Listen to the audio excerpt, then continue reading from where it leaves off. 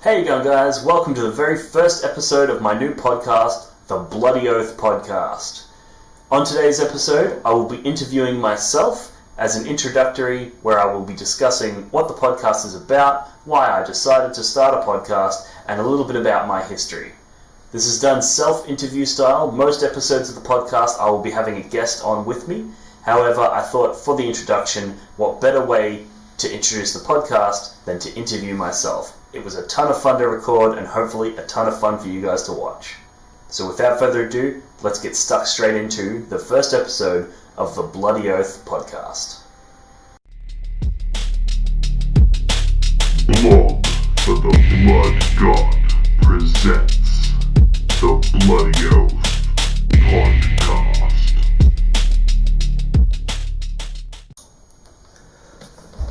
And we're off. Dean, thank you very much for joining me. I'm really looking forward to this conversation and really getting to know why it is that you want to start a podcast, what your podcast is going to be about, and then a little bit about yourself and your history to give people context when they're listening to your podcast.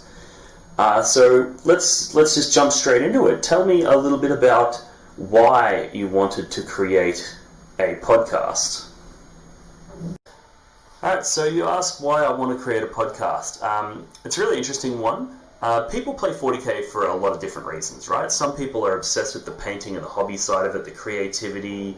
Some of them are obsessed with the strategic elements in the game. And then there's me. My favorite thing of 40k by far is the social element, and that's primarily just talking about 40k. You know, I've done 40k hobbying for so long, and I've done so much competitive stuff that I've just generated all of this interest and all of these stories that I can tell, and all of this stuff that I just really love talking about it, you know, and talking to interesting people as well. Like, there's some people out there that have got just as many stories as I do, so getting their stories, telling my stories, you know, those sorts of things, it's easily my favorite part of the hobby, you know. It's sort of like how buying Warhammer is fun, you know. Nobody can be fucked building and painting it. And then, you know, when you go to a tournament, you're like, ugh, I'm at CanCon, that's 8 games, 8 3-hour rounds, there's so much fucking, you know, it's all a chore, you know. The most fun parts about Warhammer are buying it and then talking about it, you know. And I could just talk for days on this stuff and all kinds of different topics as well. So I thought, well, why not create a podcast? And that way it sort of incentivizes me to get different people that I may not have had conversations with previously and get them onto the show and just talk, shoot the shit, talk about Warhammer. Sounds good, man. So you say you want to do something different, something that's not already out there. What exactly is that? What are some of the things that your podcast will be about, and what can listeners expect? Okay, so what my podcast will be different. So that's a really good one. I think there is already a shit ton of really premium, really good content out there online in the podcasting space for 40k. So I really wanted to try and do something that was completely left field, completely different. So, for example, there's plenty of strategic videos, you know, like how to do X, Y, Z. There's plenty of meta-analysis, you know, what's good and when. There's plenty of, like, really detailed tactics stuff, like how to do pinning, you know, how to screen out your backfield. There's tons of that sort of stuff already out there. And then there's also tons of, like, faction-specific podcasts, you know. There's, like, lots of stuff where it's like, here is how to make a really good Grey Knights list. Here is how to make a really good, you know, World Eaters list. There's tons of that out there. And I really wanted to try and do something different. So I came up with the idea of having almost more of a philosophical lens applied to 40k and a long-term player progression style strategy. So what I mean by that is things like training you as a player, not necessarily practicing. So like the difference between training and practice is like practice is just repetition of an activity, right? Whereas training is developing the fundamental skills and fundamental attributes that give you the ability to excel at that. So, for example, if you want to train to be really good at basketball, you don't just go out and play a fuck ton of basketball, you know. You need to go for a run. You need to do weights. You need to do reflex training, you know. There's lots of different things that you can do. So the idea here is that what I want to do is I want to give people an opportunity and a conversation about some of those various skills and how you can train them. As well as just talking like a zoomed out like philosophical analysis of the game and some of the fundamental rules that apply across editions. Things like your ability to understand probability, like doesn't matter what edition you're playing in. Hell, it doesn't even necessarily have to apply to 40k. I'm going to take concepts from outside of 40k and show you how you can apply them to 40k. So understanding probability, understanding psychology, and knowing how to read your opponent. Like, I'm going to get some good poker players on, and we're going to talk about different tells and how you can read your opponent and try to understand their strategy without them knowing that you understand it, and on how to bluff and how to hide your strategy, So, like, for example, if they're deep strikes, if they're doing something and you realize they've made a huge mistake, if you get really excited and you go, oh, fuck, yes, I'm going to get you, they might look at it and be like, hang on, why is he getting excited? Oh, shit, I've made a mistake, I'll quickly fix it, So being able to be stoic and hide that, whilst simultaneously being able to detect whether or not they are, will give you an edge. Just stuff like that. The idea is that there's so many brilliant podcasts out there. If you want to learn how to pin, you can do it already. You don't need me. If you want to learn how to write a really savage tower list and really use the savvy protocols and all the various things, that's already all out there, If you want to know what's good at the moment, and meta-analysis, go to 40k Stats Center and look at their stuff, There's already all of this information out there. So what I want to provide is hopefully something that's unique and interesting, and that is, just a zoomed out look at the other aspects of this game. I'll be talking a little bit about, and so a lot of it's going to be framed at taking like a B tier player and making them an A tier player, And by that I mean, if you go to an event like, say, there's CanCon, there's 200 people, or LVO, there's fucking 1,000 people, right? If there's 500 people at that event that all have a net list that's refined and really, really solid, like they've made their own little personal tweaks to it, but it's a core of something that's really popular and really powerful, right? And they've all been practicing it. They've practiced the absolute fuck out of it till they've refined their strategy. So they've got the strategy, they've got the list, they've got the, all of those things. Why don't they win? There's something happens, something causes them to not win. And I think what it is that there are fundamental, truths about the way that people play games, that if you can harness that, that's what separates you from those 500 people that are all running super refined lists. That's what allows you to leapfrog over them and win an event like LVO or win an event like CanCon. So I think there's a lot to be discussed in this space, and I think it's a disastrously underexplored space in 40k. And I think as 40k becomes more and more serious, as GW are putting a lot more emphasis on the competitive aspects of the game, I think having a podcast that talks about these things in the same way that you would have like an NBA podcast, that would be talking about the different training regimens that the top athletes do, like how many repetitions of what activity do they do to develop the skills that they need. So we'll be talking a lot about like how do you improve your memory, because it's undeniable that a lot of the time when you lose a game, it's because you're like, oh fuck, I forgot that you could do this thing, and then they do it and you're like, fuck, I just got wrecked, right? So improving your memory is something that's not exclusive to 40k, but it applies heavily to 40k. So I'm going to get some experts in that field on, hopefully, and do some conversations about, well, what can you do to improve your memory? What can you do to, work around this and apply that skill to 40k in order to improve your game? And I think these are the sorts of things that, once mastered, can take somebody from a, top 50 finish at LVO into a top 10, It's not going to take you from, 900th place into the top 10, and this conversation is not going to be for everyone.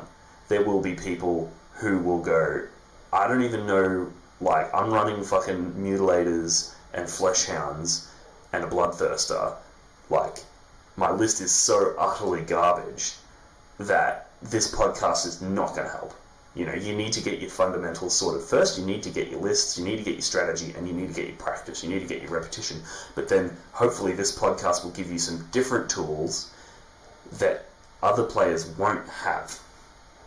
And it'll also hopefully just be an interesting conversation about some of the other elements of 40k that make it a much more complex game than people give it credit for. I think a lot of people out there think, oh, it's just dice rolling, it's just luck, and there's an element of list building in it as well. They view it like a deck builder card game with a dice element to it. But I think people will, hopefully through conversations that we'll have, people will start to see that it's way, way more than that. There is so much more to it. And I look forward to really exploring that on my podcast. So, yeah. Oh, that's brilliant. That sounds really interesting. So, now that people know a little bit about why you wanted to create a podcast, what your podcast is about, I think it would be really valuable for people to know just a little bit about who you are, about your history, and hopefully that'll give them a little bit of context for when they are listening, that they'll understand where a lot of these ideas and concepts are coming from. So, yeah, just brief rundown, tell us a little bit about yourself. Alright, a little bit about myself. I hate this sort of question because I'm not a big fan of talking about myself. It's really interesting. I can talk for days about all kinds of things, but the one thing that I've never really been comfortable about is just going through and itemizing my history. I don't know, it's weird, but I'll give it a go for you because I agree. I think that it'll give people a little bit of context and hopefully will help them understand a little bit more about what this podcast is about and where it's come from. So I'll just start with some of the basic sort of facts. Grew up in country Victoria in Australia. I started 40k about 20 years ago, maybe even a little bit longer. It was just me and my brother, a couple of my mates and a couple of his mates, and we never really played it too seriously. It was just like a couple squads here, a couple squads there. We were pretty poor growing up, so a lot of my earlier games I would just cut little circles out of cardboard, and they were my bases, and then I would just play with those. You know, we didn't actually have models. I'd save my pocket money, and then like every 3 weeks I'd buy a squad of tactical marines, and then the next 3 weeks go past and I'd buy a box of Necrons, because over that time I've decided actually I want to play Necrons, and you know, and then the new Tau kit comes out and I'm like, oh fuck yeah, Fire Warriors. So yeah, that was the early days, and then probably 5 to 10 years in, I really settled on Khorne, and I started with Khorne Berserkers in Rhinos, led by Khan the Betrayer, and that was it was so much fun, and I've pretty much been a Chaos player ever since. As you can see by all the Chaos shit behind me here, I've been collecting pretty much exclusively World Eaters, Chaos Space Marines, and Khorne Demons for the longest time. But then there was probably, 5 to 10 years went by. When I got into my early 20s, that's when I started the blog for the Blood God Podcast, which I mainly started that podcast because I was living in the country and a lot of my friends moved away. My brother and me had a bit of a falling out and we weren't getting along very well. And I sort of was still passionate about Warhammer, but I didn't have anyone to talk to about it. You know, talk to about it. And I didn't have anyone to play with. So I was still modelling, I was still doing all this stuff, but it was sort of felt like I was trapped in this little isolation thing. So I thought, well, I'll create a Facebook page and I'll just start posting photos on it, you know. And it was sort of a combination of like a way to reach out to people and get a conversation going with some strangers, but it was also kind of a way of documenting my progress. You know, I wanted to update my army as I went and sort of just keep collecting it, but also getting photos of it. You know, when I go to a tournament, I wanted to get photos of the other armies that were there. I wanted to sort of just create almost like a journal of sorts. So yeah, it was a journal cross communication medium, I guess. And yeah, I started that. The first couple of years, it was just nothing. I had no followers, nothing, right? And then I went to a little tournament at a Games Workshop store. I just went in there to buy some paints, and he was like, hey, you play much? And I'm like, yeah, a little bit. And he's like, oh, we've got a tournament on next weekend, or whatever it was. And I was like, fuck it, sure. First tournament ever, why not?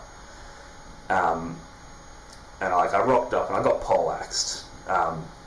even at a Games Workshop tournament store, which is traditionally like Timmy Hammer for days. But yeah, I got absolutely poleaxed at that tournament. But I had so much fun, and I made a couple of new friends. And then basically, during one of the games, I was taking some photos, and the bloke's like, "Oh, what are you taking photos for?" And I'm like, "I'll put them up on my blog." And he's like, "Oh, what's your blog?" And then we got talking about that, and then from there, it's sort of just like, he shared it to a couple of his mates, they shared it to a couple of theirs, and it just went like, it exploded. I'm now sitting at about 8,800 followers, I think. I haven't checked, to be honest, I haven't checked it in a very long time. But yeah, that's on Facebook. So after that, I started doing a lot more interactive content because I started getting a lot more followers.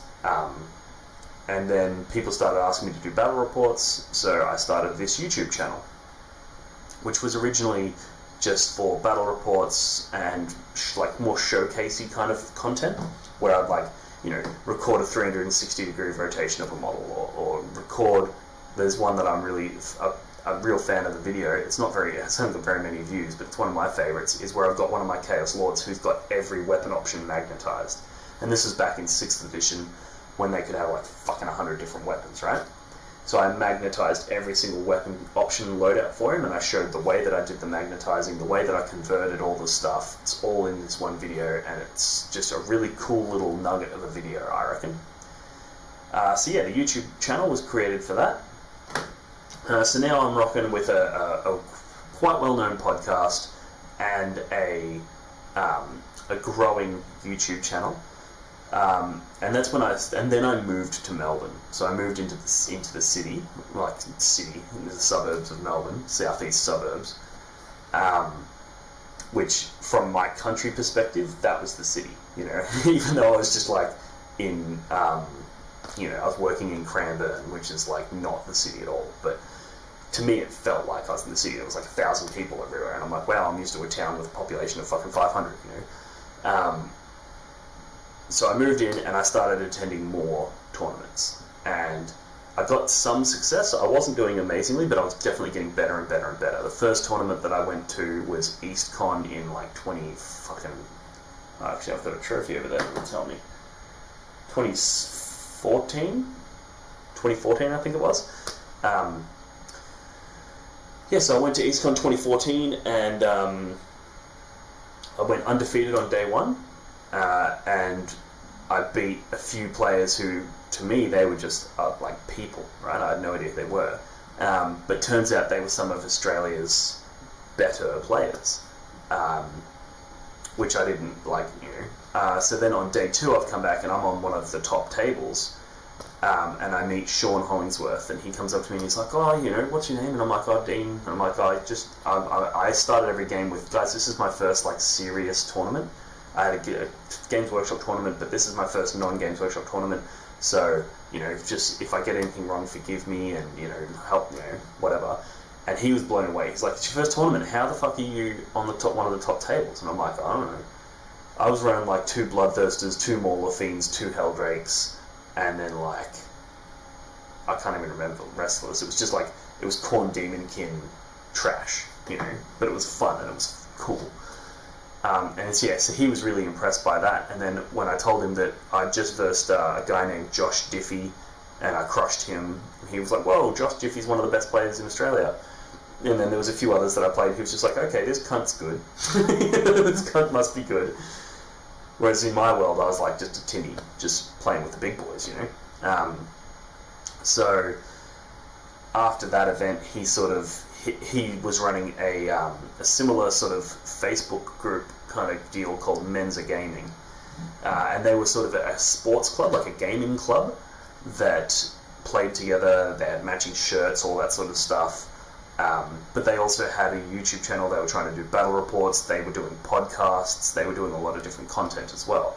So he invited me to join them. And I was like, "Yeah, absolutely, I'll join Menza Gaming. I'm going to keep doing my own thing with the blog and with my YouTube channel, but I'm happy to do some cross-promotional stuff, where like you guys can come on mine, I'll come on yours, we'll spruik each other, and we'll grow together."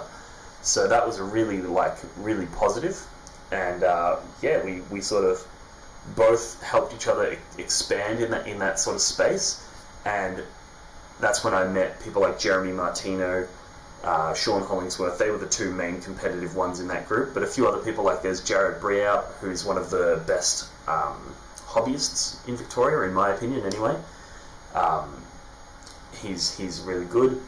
And then there's Dwayne Wood, who was part of it, who's undoubtedly the best in Victoria, probably even Australia, at making custom terrain kits. That's his niche.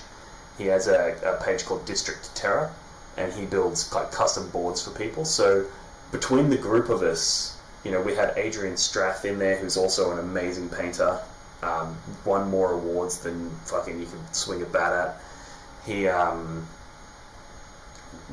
so there's a whole ton of people, but basically each one had their own sort of main skill area, and mine was the battle reports and the YouTube side of things, the social media side.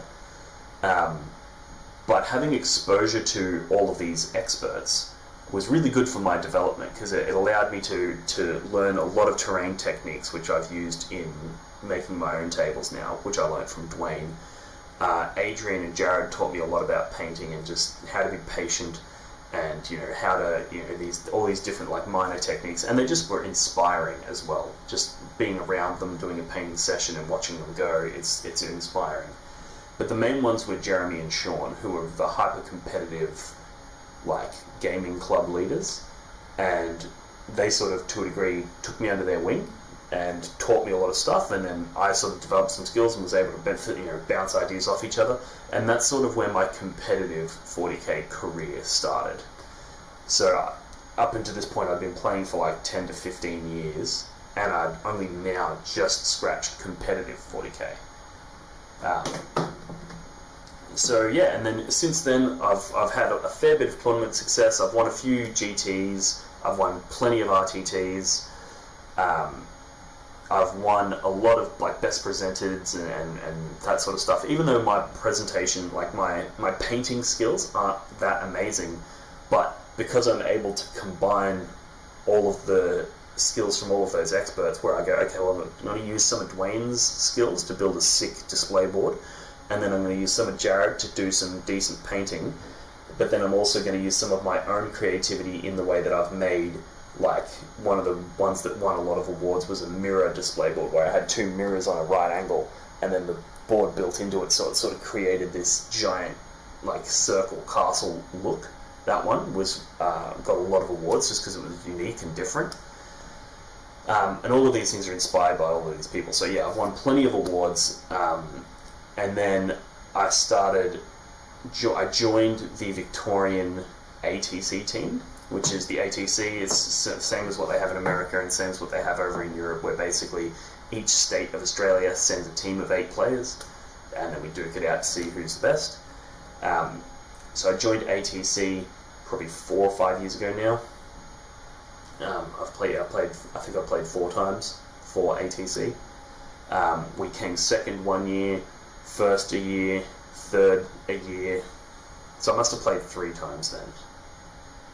Yeah, because we came first, second, third. And then last year I was actually captain of the Victorian team, and we had an absolute killer team that I was really excited about. However, unfortunately, the coronavirus struck, and the event was cancelled, and it all sort of went to shit. So yeah, unfortunately my year as captain, I didn't even get to captain, which is unfortunate, but I'm still very proud of the fact that I was voted in as captain for my team, and I think that part of the reason why I was voted in as captain is because of the leadership lens that I look at a lot of 40k. And that leadership lens ties into the next thing that I'm really renowned for, is that at the very start of 8th edition, I realised that because the edition was so different from 7th, I knew it was going to be a big culture shock, and I knew that people were going to take time to adapt, and those who adapted the fastest were going to get the best results. So I started a tournament series called the Eightfold Path, which is originally slated to be capped at a maximum of 8 players, and I was going to host it in my garage because I had 4 tables. And the plan was it was just going to be me and 7 mates, and we were going to essentially just play games, but in a tournament format, so that we could get used to the time pressure, get used to, playing fast, playing competitive armies, playing with a goal, not just playing for fun, playing with a, like, trying to win, to try to do the thing. And the theory was that way you're going to get lots and lots of games in, and you're going to develop the skills for the new edition and understanding of this new edition really well, and that would give us a competitive edge as a gaming club. That was the original plan. However, the very first event, I had 12 people sign up. And I was like, okay, do I limit it to 8 and just make it the first 8, or do I just say fuck the 8-man limit and do 12? You know, and I found a venue, House of War, which a lot of the people listening to this will be familiar with, but it's a massive gaming store with huge amounts of tournament space. They prepared to let me host, like they were prepared to host me, sorry. So the 12 of us went down and we played the first Eightfold Path, and then the next one was like 16 players, and then it was 24 players, and then they sort of just kept growing. They sort of petered out at around 40 to 50 players was the standard turnout. But yeah, so that was the Eightfold Path came from there, and I've probably now run that for 3 years. Generally it's 8 events a year, so there's like 24 events that I've ran. I also am the head TO for Vic Masters, which is the Masters event here in Victoria, where we basically determine who the best player in Victoria is. And last year I did a whole bunch of different events as well, so I've done plenty of TOing, plenty of organising events for the community, which has sort of given me a leadership kind of role in the community, and that sort of coincides with me taking on the Victorian team captain role. And then that sort of brings me up to today, where I'm a tournament organiser primarily. I'm a competitive player with the Victorian team, and I'm a YouTuber, podcast host. That's sort of who I am. That's where I've come from, and hopefully that gives you guys a little bit of context when you're listening to this podcast and you're listening to me talk to people about positional economics and, you know, ethics on the tabletop and various different things. Also, in my personal time, I'm a bit of a philosophy nut. I like to study that sort of stuff, so I will be bringing some of those elements in.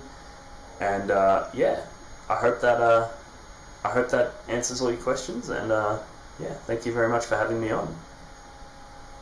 All right, that's really good, man. I think we'll wrap it up there. Great conversation, and we'll look forward to hearing more. Blog for the Blood God presents the BloodyOath Podcast.